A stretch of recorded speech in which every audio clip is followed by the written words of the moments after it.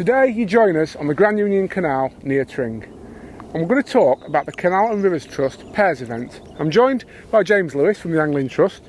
James, you must be really proud of this event and what you've created along with the Canal and Rivers Trust.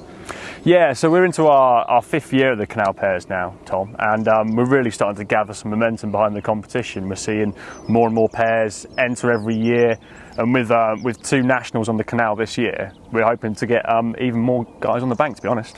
I know that's a big part of the ethos, not just of the Angling Trust, but also, you know, the Canal and Rivers Trust is participation, isn't it? Getting new people into the sport. Yeah, definitely. You know, we want to see people using the canals, really, to be honest with you. They're great resources, and hopefully we'll show they've got plenty of fish in them as well, you know. Absolutely. Tell me a little bit then about the format of this event. How does it work? Righty, so we've got 19 qualifiers across the country, and they start over in Foxton, which is just down the road from here at Tring, and then we go all the way up to the Lancaster Canal later on in the year. And through the qualifying events, it depends upon the number of people in them as to how many get through, but minimum of 3, maximum of 6. And then, yeah, you go through to the final, which will hopefully be around sort of 60 to 80 odd pairs. It's worth saying as well, this is a national event, isn't it? It's got canals as far south as, well, further south than here. Connectnaven, I think, is one, isn't it? Yeah. And as far north as like the Lancaster Canal. Yeah, no, we've got great coverage. You know, all the main canals. We've got the Grand Union. We've got lots, obviously, on the Grand Union. You know, Trent and Mersey, Shropshire Union. You know, all the big canal waterways. We've got something on. So hopefully, there's a qualifier near you. Awesome. And how should people get involved?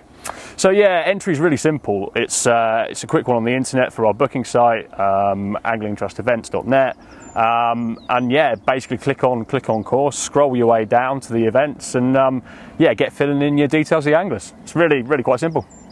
We've got a couple of, it's fair to say, rather good canal anglers on the bank with us today. Yeah, they're all right, aren't they? Dan Jones and Lee Wright. What do you expect them to catch on this stretch? So yeah, it's a real mixture on this bit here at Ivanhoe. The boys will probably catch plenty of ropes to start with, but there's also just loads of bonus fish here. Lots of skimmers, a few proper bream, and there's even a chance of the odd carp on this bit as well. It really is a proper, you've got to go at it from many different angles to get the most out of your peg. Should we go and see how they're getting on? Yeah, let's do it.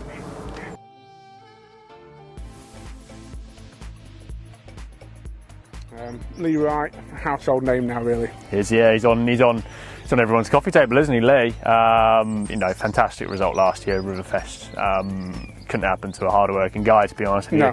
I've seen he's got his name down for, I think, 5 or 6 qualifiers again this year. You know, he's committed to that competition, isn't he? But has got the pedigree on the canal as well, hasn't he? Absolutely. The thing I've always respected and admired about Lee is he's a true all-rounder. Yeah. Commercial fishing, he's a twice Maver Match Fish finalist. River fishing, obviously, he won the Riverfest final last year. Yeah. Great pedigree on the rivers.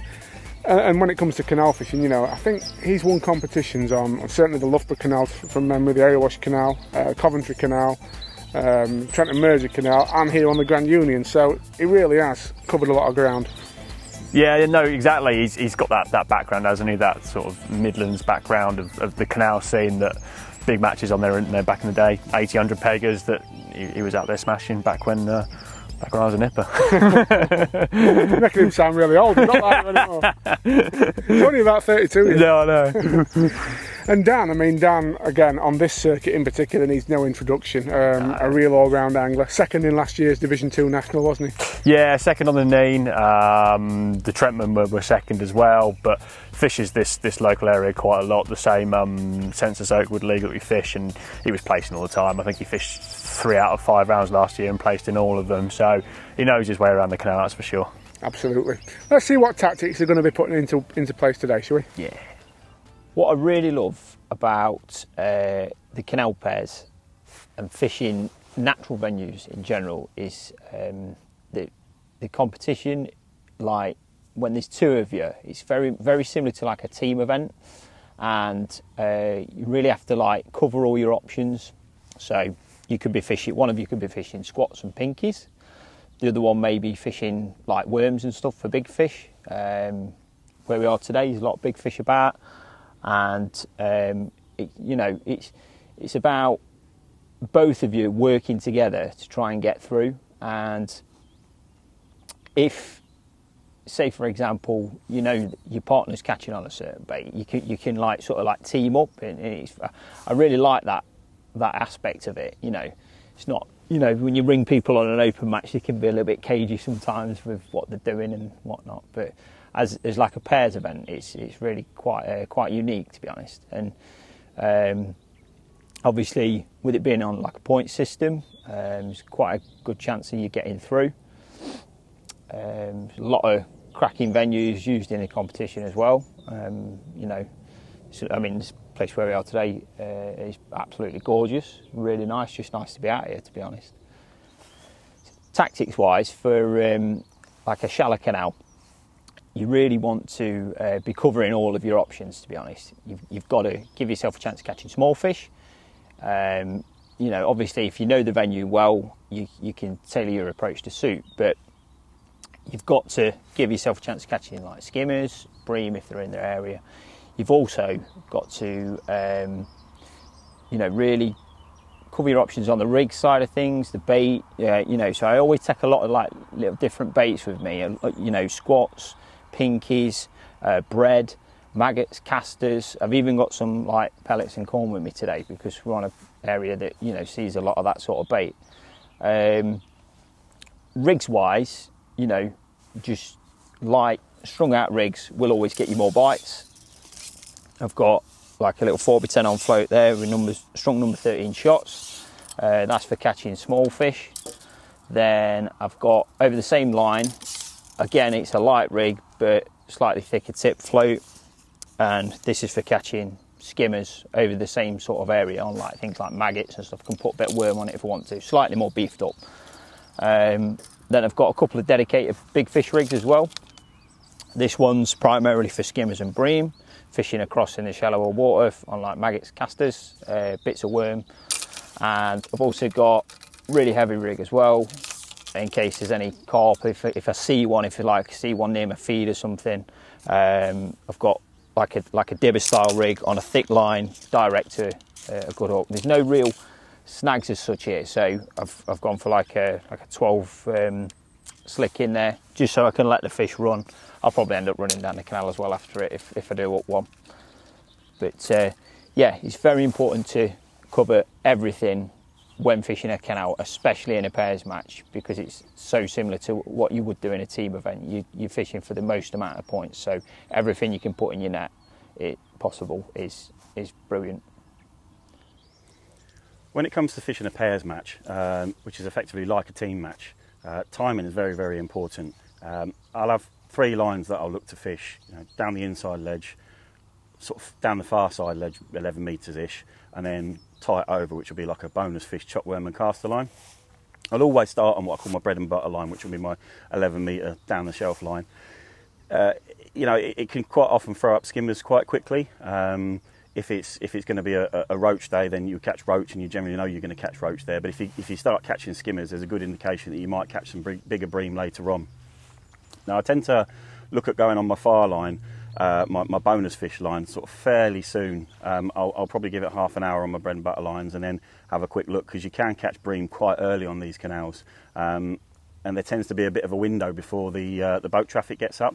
So I'll have a quick look on that, but I won't give it too long. I generally sort of count to 100. If there's fish in your peg, you tend to get indications straight away, so it's not worth wasting too much time on there. If you don't get a bite, like I say, count to 100, come back on your other lines and start building a weight from there. I'll systematically go and have a look at the other lines though, just every time I maybe top up my 11 metre line, I'll go and have a look at my bonus fish line. Sometimes you'll go straight on your bonus fish line and catch, and you might catch all day. Other times you'll just get a window where you'll catch a couple of big fish for half an hour, and that's it. So it's really important to think about those timings and not to waste too much time and get back on your small fish line straight away, just to keep something going in the net at all times.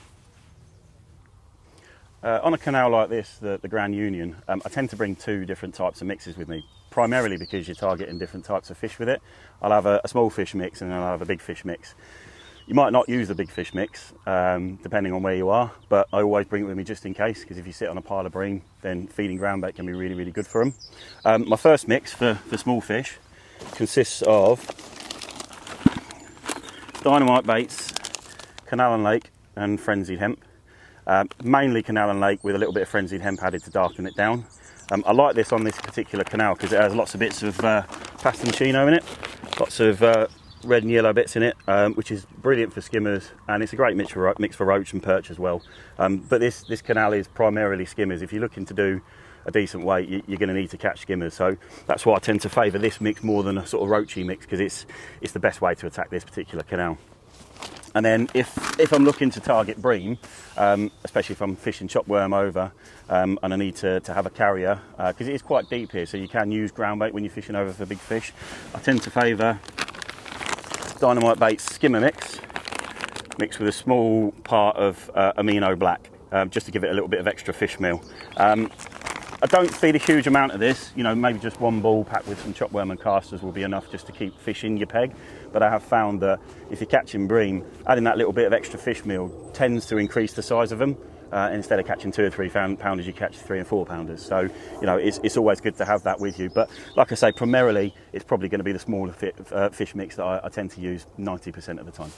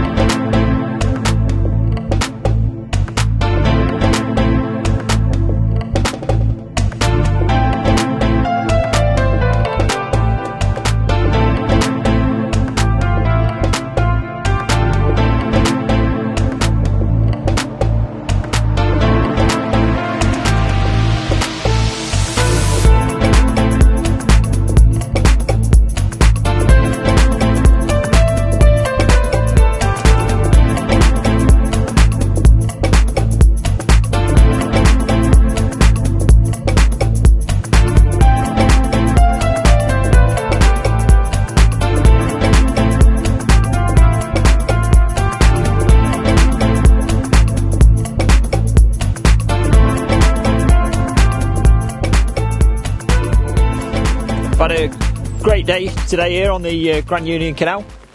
Caught quite a few skimmers in about fishing 4 hours or so. It's been a really sort of tricky day. Fish have been difficult to catch. They're not really feeding yet properly. Like no roach or any small fish, to be honest. It's been difficult for those, but just like sitting there with like bigger baits and stuff has been the way to catch today. It's been a great day. Yeah, I've fished this stretch quite a lot, and it's normally better than this. The fish have been finicky today. The bites have been iffy. I looked a few fish as well. Yeah, shows pricked a few. Not really on the feed, but it's a cracking bit of water, and to come down on a not particularly good day and still catch a rake of fish like that is it's a good bit of canal. This. It is. It's lovely. Should we get back? Yeah, let's get back.